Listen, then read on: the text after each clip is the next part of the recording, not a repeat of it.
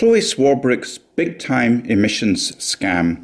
There's a huge clickbait voter scam raising its ugly head in nearly every question and answer session in Parliament. Outspoken Green MP Chlöe Swarbrick continually pushes the climate charge, weather event crisis, emissions penalty scam, like a sick parrot in the house. Let's dive deeper. Chlöe Swarbrick's emissions scam. In a nutshell, the Green Party effectively set the targets they now condemn others for missing. Swarbrick's criticism of the government is voter scamming, is politically hypocritical. The climate targets they now defend so vigorously were created during a period when the Greens themselves held ministerial roles and had significant influence over climate policy.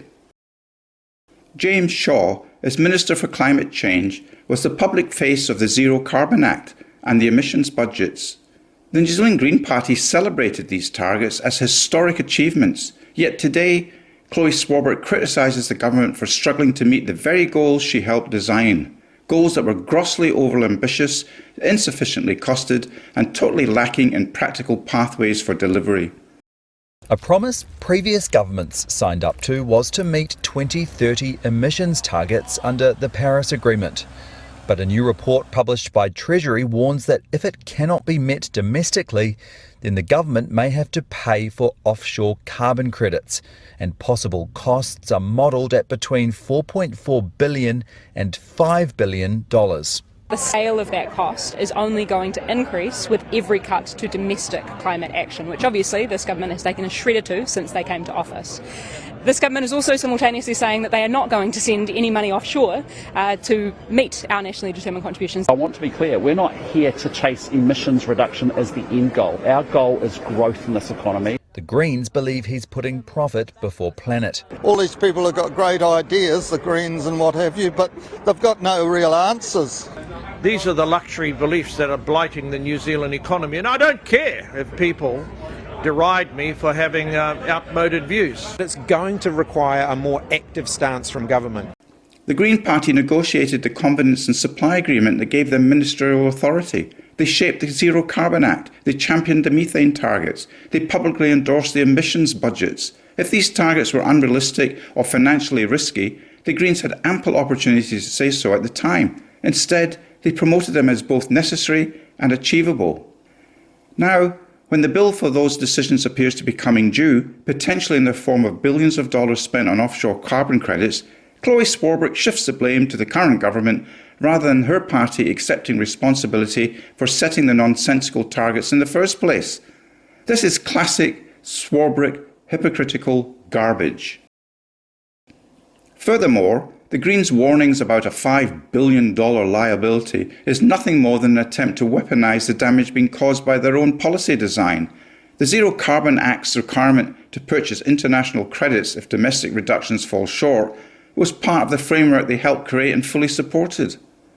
If those emissions targets now threaten to impose massive costs on taxpayers, blame Labour and the Greens. They underestimated the economic implications of their own legislation. For those who may not be in the weeds, following along at home, our Paris Agreement nationally determined contributions out to 2030 are not capable of being met by domestic efforts. So we are going to have to engage in purchasing offshore credits. We had Treasury and MFE in 2023 tell us that the bill that we were potentially looking at paying, the constructive liability, was anywhere between $3 billion to $24 billion, but the floor was $3 billion. The Labour government, Ardern Hipkins, for the period 2017 to 2023, set the following: 2050 net zero target, excluding biogenic methane. Biogenic methane reduction of 10% by 2030 and 24% to 47% reduction by 2050. The coalition government reset the 2050 biogenic methane target. Cabinet decided to change the 2050 methane target to a 14% to 24% reduction, below the 2017 levels, which were previously 24% to 47%. Conclusion. Chlöe Swarbrick's criticism of the government's handling of the emissions targets is a refusal to take ownership of the long-term impacts of the policies her Green Party helped create. It's as backstabbing hypocritical as an MP can become. Her criticism is nothing more than clickbait voter scamming. On one hand, trying to take credit for ambitious targets, and on the other hand, blaming the government for having difficulty in trying to meet them. This all amounts to classic Labour Green clickbait voter scamming.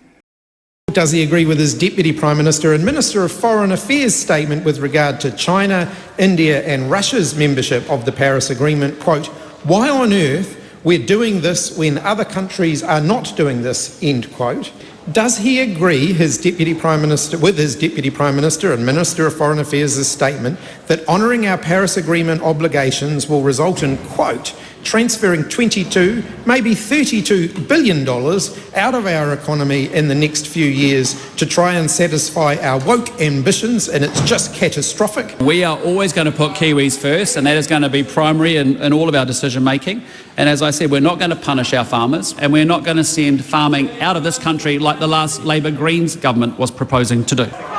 Supplementary question. Supplementary question, the Right Honourable Winston Peters. Does the Prime Minister not think it's just axiomatic that if China, India, United States and Russia were signed up, that's almost 60% of the emissions in this world at the moment, then targets could be met? Well, I think the Deputy Prime Minister understands that we are doing everything we can to meet our commitments, but we are not going to bankrupt New Zealand by running our farmers down, by not having them sell their products internationally, and we are making sure that we get agriculture pumping and the economy growing. Supplementary question. Does he think it enhances or diminishes New Zealand's international reputation as a clean green economy when his Minister of Foreign Affairs indicates that New Zealand was wrong to sign the Paris Agreement, travels to the Pacific, one of the regions of the world most affected by climate change, and questions the global scientific consensus on climate change, and his government dismantles almost all proactive action to reduce New Zealand's emissions? Exaggeration! We have some crocodile tears from the Leader of the Opposition, because I am incredibly proud of our Foreign Minister, and he is out there in the world doing the business for New Zealand. He is hugely respected by everybody in the foreign affairs community, and I am very proud of the work that he's doing, and I just would compare and contrast his record versus your record in government. Did I write that? Jerry was a good foreign affairs minister. Yeah, but I wasn't part of your government.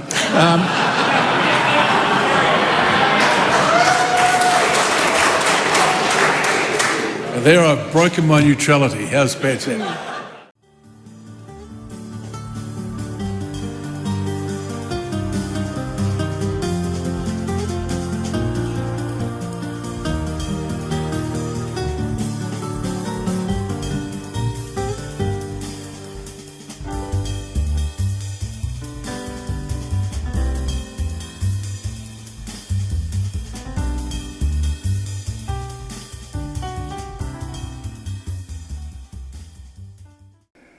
Both the Labour and Green parties rely on the public having short memories. Thank you for listening. WhangāreiTim.